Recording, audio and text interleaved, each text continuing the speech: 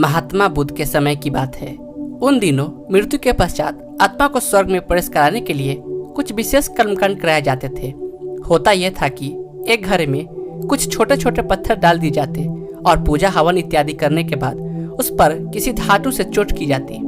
अगर घड़ा फूट जाता और पत्थर निकल जाते तो उसे इस बात का संकेत समझा जाता कि आत्मा अपने पाप से मुक्त हो गई है और उसे स्वर्ग में स्थान मिल गया है।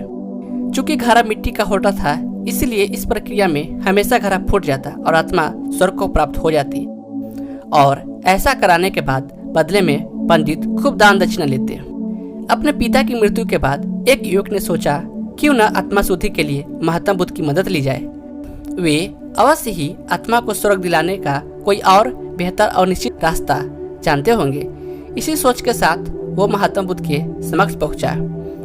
हे महाजन, मेरे पिताजी नहीं रहे, कृपया आप कोई ऐसा उपाय बताएं कि यह सुनिश्चित हो सके कि उनकी आत्मा को स्वर्ग में ही स्थान मिले। युवक बोला। बुद्ध बोले, ठीक है, जैसा मैं कहता हूँ वैसा करना। तुम उन पंडितों से 2 घड़े लेकर आना, एक में पत्थर और दूसरे में घी भर देना। दोनों घरों को नदी पर लेकर जाना और उन्हें इतना डुबोना कि बस उनका ऊपरी भाग ही दिखे। उसके बाद पंडितों ने जो मंत्र तुम्हें सिखाए हैं उन्हें जोर जोर से बोलना और अंत में धातु से बने हथौड़ी से उन पर नीचे से चोट करना।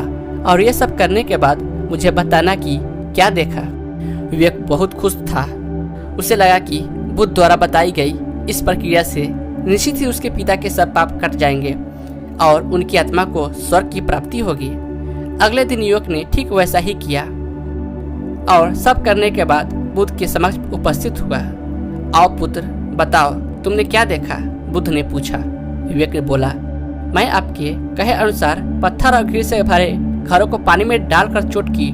जैसे ही मैंने पत्थर वाले घड़े पर प्रहार किया, घड़ा टूट गया और पत्थर पानी में डूब गया।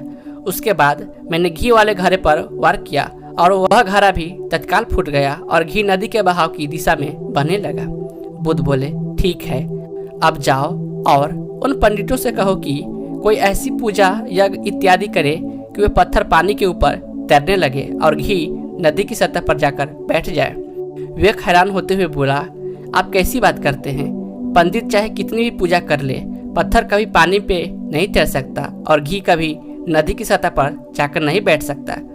बुद्ध बोले, बिल्कुल सही, और ठीक ऐसा ही तुम्हारे पिताजी के साथ है। उन्होंने अपने जीवन में जो भी अच्छे कर्म किए हैं वो उन्हें स्वर्ग की तरफ उठाएंगे और जो भी बुरे कर्म किए हैं वो इन्हें नरक की ओर खींचेंगे। और तुम चाहे जितनी भी पूजा करा लो, कर्म कांड करा लो, तुम उनके कर्म फल को रत्ती भर भी नहीं बदल सकते। युवक बुद्ध की बात समझ चुका था कि मृत्यु के पश्चात स्वर्ग जाने का सिर्फ एक ही मार्ग है और वो है जीवित रहते हुए अच्छे कर्म करना।